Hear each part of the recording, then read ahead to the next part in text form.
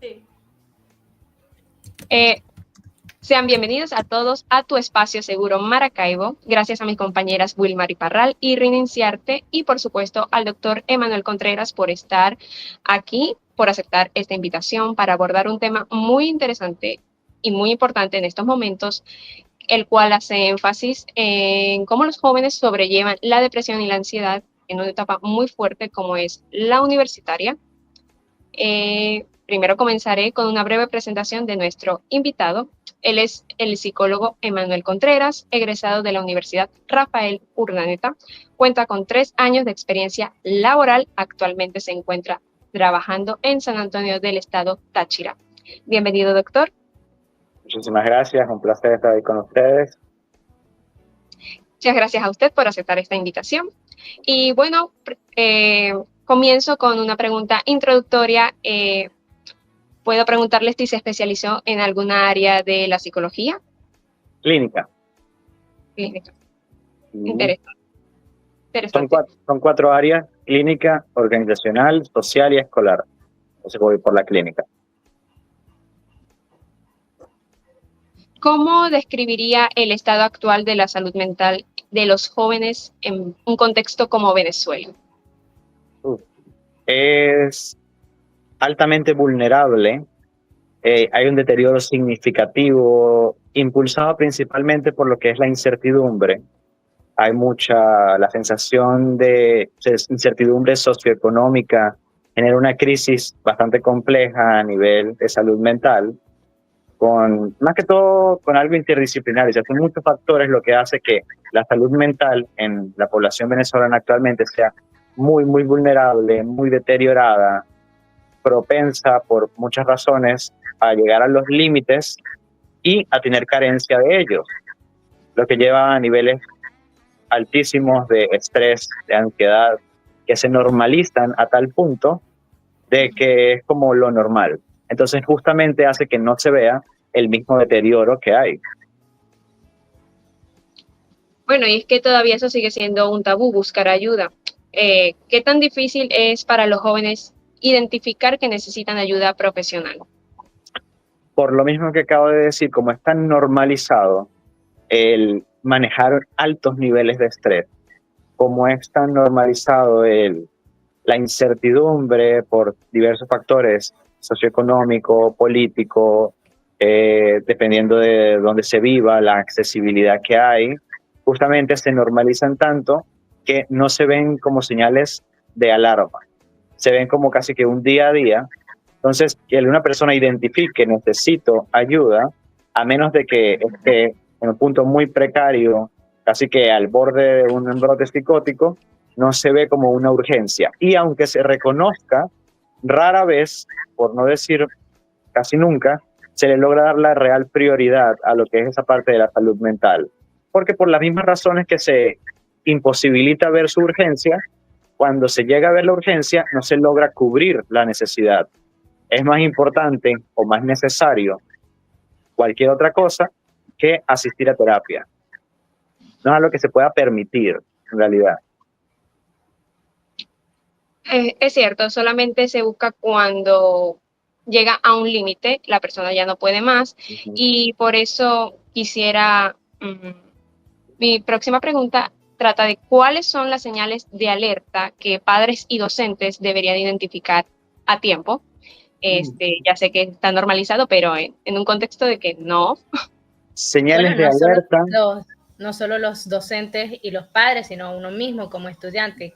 ¿Cuáles son las señales de alerta?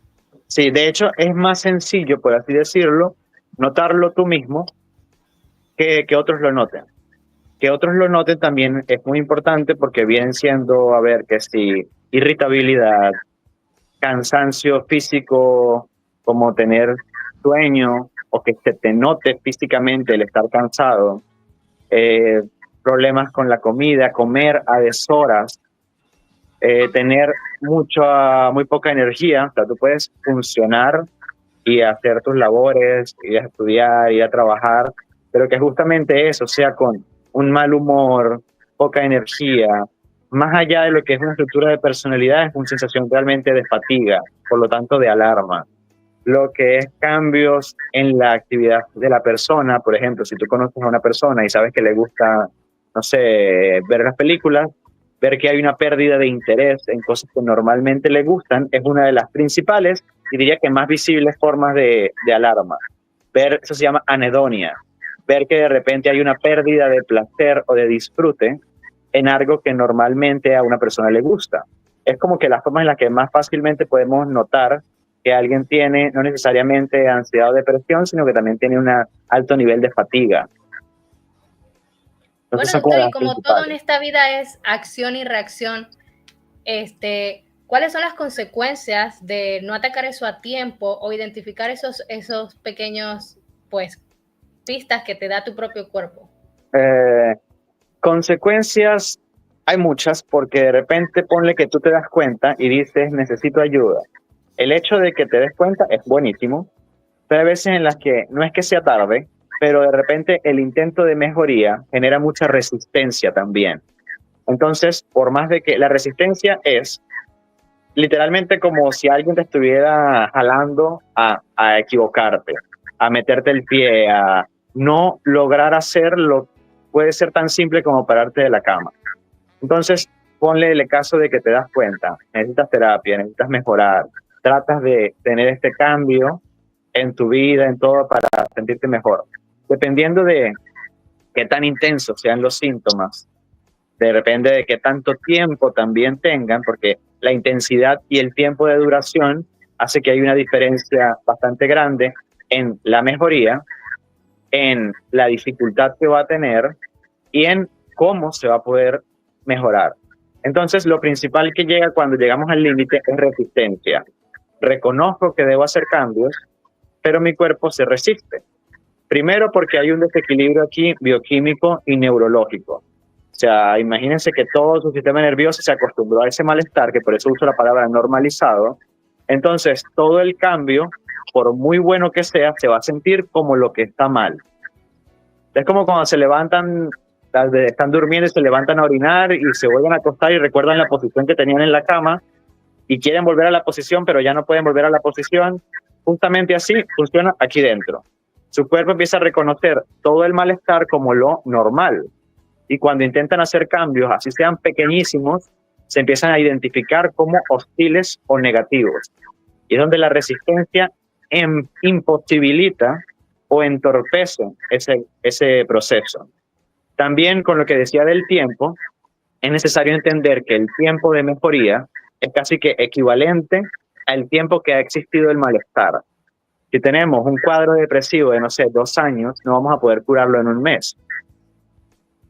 Si tenemos una ansiedad crónica de 5 años que dura una carrera universitaria, tampoco vamos a poder mejorar en un mes, porque tenemos que regular el sistema nervioso, aprender a dejar de estar en ese estado de supervivencia, casi que reeducar a nuestros cuerpos, a nuestro cerebro, que no tiene que estar a la defensiva, que todo lo que de repente recuerde ya no le está pasando. Y son muchos cambios lo que justamente tiene que ver. Entonces esto hace que mejorar sea tan resistente. Entonces esa es la parte que principalmente hay que entender, que toma tiempo. Bueno, y aparte de tiempo, ¿existe alguna réplica física que se manifieste, bueno, físicamente, no solo mentalmente? Sí. Como consecuencia de esto. Se llaman somatizaciones. Las somatizaciones son malestar físico, pueden ir desde dolores de cabeza, desde caída del cabello, dolores del estómago, gastrointestinales, vómito, diarrea, fiebre, dolores físicos como del hombro, la espalda, el cuello, las rodillas, de repente puede arder la vista, puede llegar a cosas graves como descontrolar el sueño, dando insomnio, como hipersomnia, que el insomnio no te deja dormir, la hipersomnia te da mucho sueño. También... Qué raro. No conocía ese término, hipersomnia. Sí, es que solo se conocen como que los más comunes, o sea, que como que son cosas que también puede pasar y de hecho pasan normalmente sin que se les dé mucha notabilidad. Tipo, todos tenemos un primo que puede dormir 24 horas. Eso es hipersomnia, normalizada. Claro. Entonces se llaman somatizaciones y acontecen cuando el malestar emocional, el malestar cognitivo, está tan presente y tan normalizado que no se reconoce, tu cuerpo sí lo reconoce y de alguna forma viene este dolor. Entonces también se normalizan y tú vienes y dices como que no, es que no tomé café en la mañana y por eso me duele la cabeza. Y no toman en cuenta que de repente tienen 5 cosas que hacer que son altamente estresantes, no durmieron haciendo una de ellas, que de repente les mantuvo despierto toda la noche, ya ahí el mantenerse despierto no hicieron una regeneración de todos los procesos cognitivos que deben haber en el ciclo circadiano, porque dormir también es algo que ayuda muchísimo a la salud mental, a lo que justamente normalmente tampoco hace. Se quedan dormidos tarde, sea por universidad, por ocupaciones, trabajos, pasatiempos, viendo una película, y esto entorpece mucho que haya una buena salud mental. Entonces, son cosas que pasan mucho y es uno de los síntomas también muy visibles de que hay una mala salud mental, porque si de repente no te has golpeado en la rodilla, no te debería doler la rodilla. Si no has de repente levantado algo muy pesado para que te duela la espalda y estés cansado, no te debería doler la espalda. Si de repente no se te debería estar cayendo el cabello excesivamente. O sea, que tú te levantes y veas que la cama tiene un montón de cabellos, es algo justamente preocupante. Que Pero tú como comas usted algo. mencionaba que dormir es importantísimo para la Sí. salud mental, coméntenos algunos otros, cosas, otros hábitos Uh-huh. que recomendaría en la rutina diaria para precisamente mejorar esa salud mental. Algunos son muy simples, son ridículamente simples, tanto que justamente no se ven como algo necesario. El sueño es lo principal. Yo en mi área, como psicólogo clínico, es lo que primeramente trabajo en todos mis pacientes, porque dormir adecuadamente entre las 10:30 de la noche hasta casi que hasta las 5 de la mañana hace que el ciclo circadiano, que así se llama todo el proceso de sueño, porque tiene varias etapas.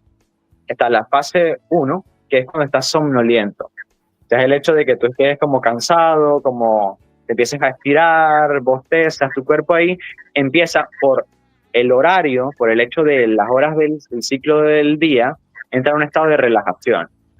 Entonces es ahí cuando de repente tú dices, ok, no, me voy a lavar la cara porque cómo me voy a dormir a esta hora, tengo que hacer tal trabajo y tal, si no después no lo hago, ok, te duermes más tarde. Lo ideal sería dormirse a eso de las 10, 11, para que a eso de la 1 más o menos empiece la fase 1 de sueño, que es como la fase en la que ya estás profundo, pero si de repente alguien toca la puerta, tú escuchas. Si a esa hora llega la luz, tú escuchas que se prende el ventilador. O sea, estás dormido, pero todavía estás consciente. Entre la 1 y las 3 de la mañana, 3:30, empieza la fase 2, que se llama MOR-REM, que es movimiento de ojos rápidos. Es cuando ya alguna vez han visto dormir a alguien y han visto que el ojo les hace así. Bueno, ahí la persona está en sueño profundo.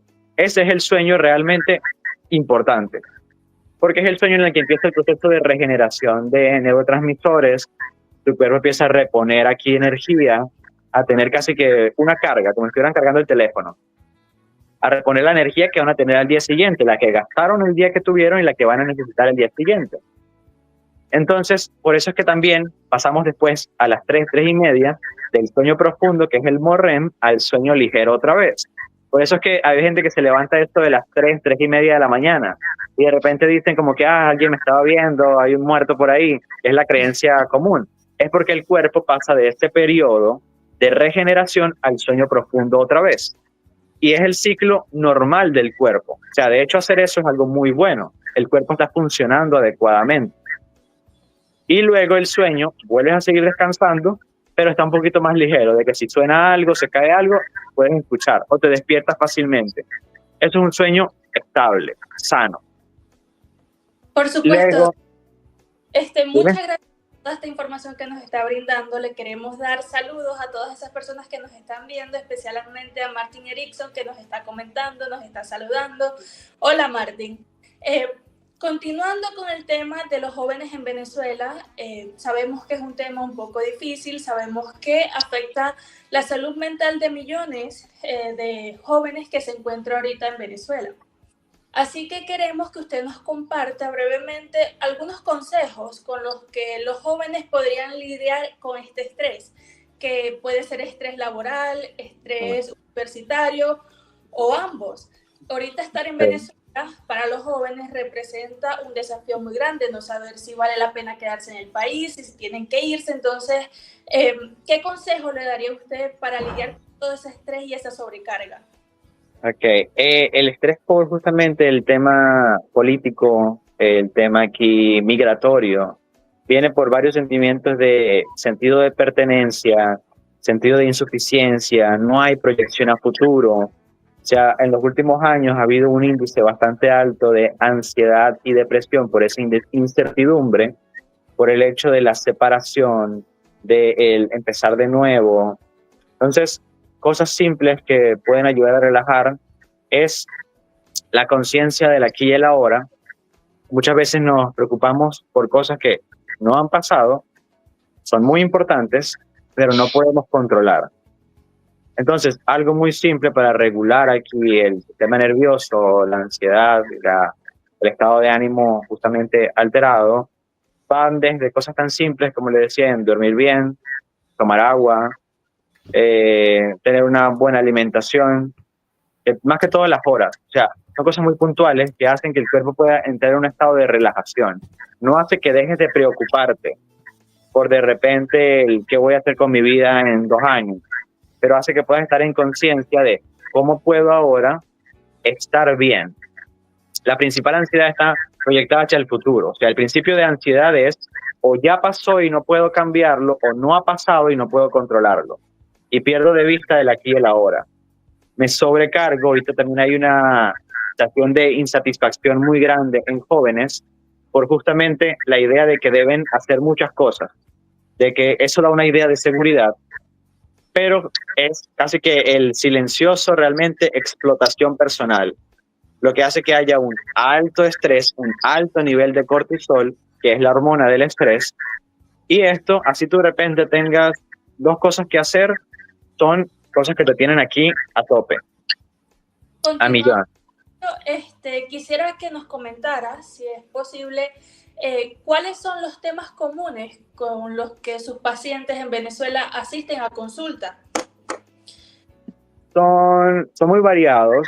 Algunos son justamente estrés laboral, estrés universitario, más que todo sentimientos de insuficiencia, ideas de incompetencia, o que son justamente pensamientos intrusivos, son distorsiones cognitivas.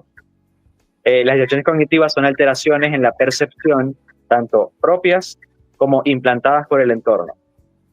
Hay mucha sensación de cansancio por justamente tener que sobreexplotarse para sentir como que eres muy útil o eres bueno, o hay una idea de reconocimiento muy, muy vaga, como que si haces algo bien no está reconocida.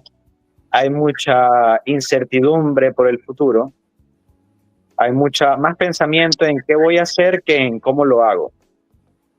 Entonces, obviamente se va a volver algo ansioso. Es importante reconocer esto y me parece que es un tema que deberíamos darle más visibilidad, que los jóvenes se sientan vistos, se sientan apreciados y sientan que se están tomando en cuenta. También queremos saludar a Yoseni Luzardo, que está comentando que le encanta el en vivo. Muchas gracias, Yoseni. Otra pregunta que nos gustaría que ustedes respondieran sería, ¿qué mitos considera que es importante desmentir sobre la salud mental, sobre todo en el contexto venezolano, donde hay muchas creencias un poco antiguas? Buena pregunta. La idea de que entre más ocupado estés, mejor eres en lo que haces. Se suele ver como que la utilidad o tu bienestar en lo que haces está visto por qué tan ocupado estás. Por lo tanto, qué tan estresado estás. Si tú ves a alguien que de repente tenga una sola cosa que hacer en el día y de repente esa cosa puede implicar un montón de pasos, como de repente editar, programar, preparar, manejar, se ve como que es algo que no es gran cosa. Pero si alguien tiene que estar corriendo de lado a lado, moviéndose, vuelto loco, se ve como que, está echándole bola.